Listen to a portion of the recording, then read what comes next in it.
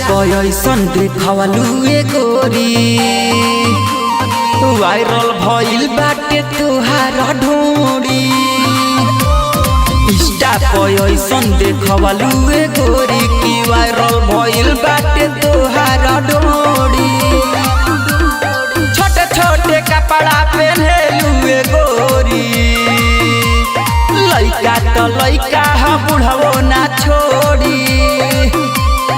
Insta पर ऐसन देखवलू ए गोरी की वायरल भइल बाटे तोहार ढोरी।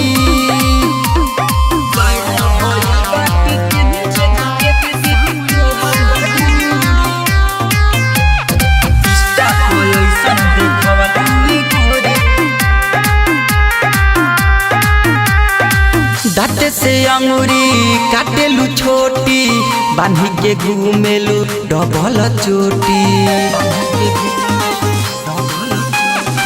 दाँत से अंगूरी काटेलू छोटी, बांधी के घूमेलू डबल चोटी। नखरा देखावेलू जान तू तो बड़ी, लागेलू जान तू तो फुलहा कटोरी।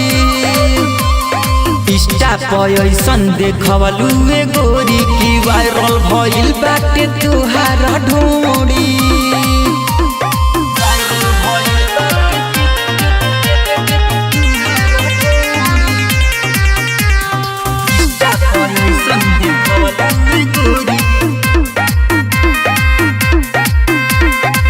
धीरा दीवाना कहे भइल बिया पागल, कबेर गाँव छोड़ी शहर भागल।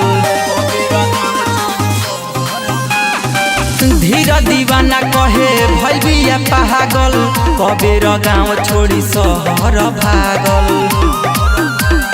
राहुला विनोदवा ना तोहरा के छोड़ी, नखड़ा देखबू तो देहिया ममोरी। इंस्टा पर ऐसन देखवलू ए गोरी की वायरल भइल बाटे तोहार ढोरी।